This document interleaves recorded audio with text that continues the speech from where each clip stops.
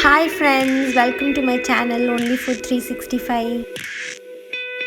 இன்னைக்கு நம்ம வீடியோல என்ன பார்க்க போறோம்னா பொட்டேட்டோ சீஸ் கேக் எப்படி பண்றதுன்னு. இது வந்து ரொம்ப சிம்பிளான குவிக்கான ஒரு ரெசிபி. இதுக்கு ரொம்ப சிம்பிளான இன்கிரிடியன்ட்ஸ் தான். சோ அது என்னன்னு பார்த்திடலாம்.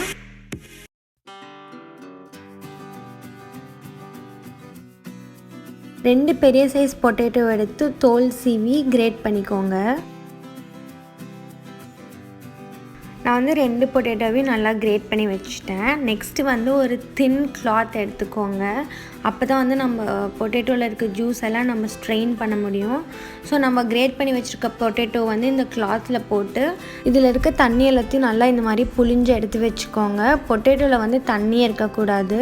ஸோ அந்த அளவுக்கு நல்லா புழிஞ்சு எடுத்து வச்சுக்கோங்க. பொட்டேட்டோவில் இருக்க தண்ணி எல்லாத்தையும் ஸ்ட்ரெயின் பண்ணியாச்சு. இப்போ இதை வந்து நல்லா எடுத்து ஃபுல்லாக ஸ்ப்ரெட் பண்ணி வச்சுக்கோங்க.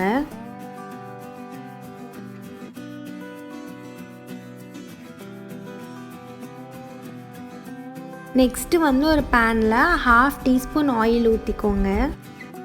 ஆயில் வந்து இந்த மாதிரி நல்லா ஸ்ப்ரெட் பண்ணிக்கோங்க. அப்போ தான் நம்ம நெக்ஸ்ட்டு பொட்டேட்டோ போடுறப்ப கீழே அடி பிடிக்காமல் இருக்கும். நெக்ஸ்ட்டு வந்து இதில் பொட்டேட்டோ போடணும். ஒரு சர்க்கிள் மாதிரி இதை ஃபுல்லாக நல்லா ஸ்ப்ரெட் பண்ணி போட்டுக்கோங்க.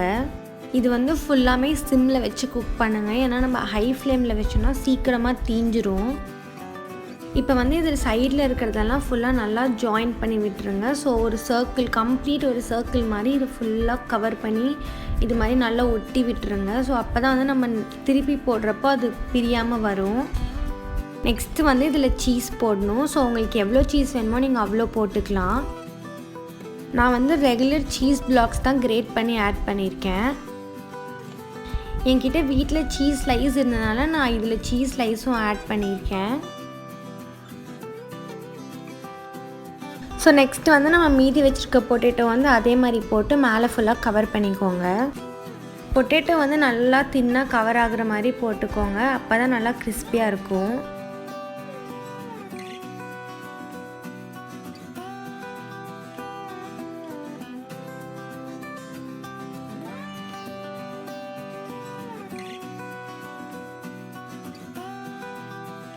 இது நீங்கள் ஒரு டைம் ஃப்ளிப் பண்ணுறப்போ இதுக்கு ஆயில் போட்டுகிட்டே இருங்க. அப்போ தான் நல்லா கிறிஸ்பியாக இருக்கும். அதுவும் இல்லாமல் கீழே ஒட்டாமல் இருக்கும்.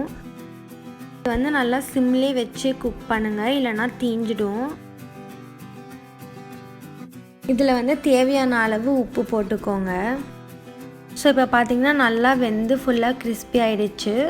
ஸோ இந்த அளவுக்கு வர வரைக்கும் நல்லா குக் பண்ணிக்கோங்க.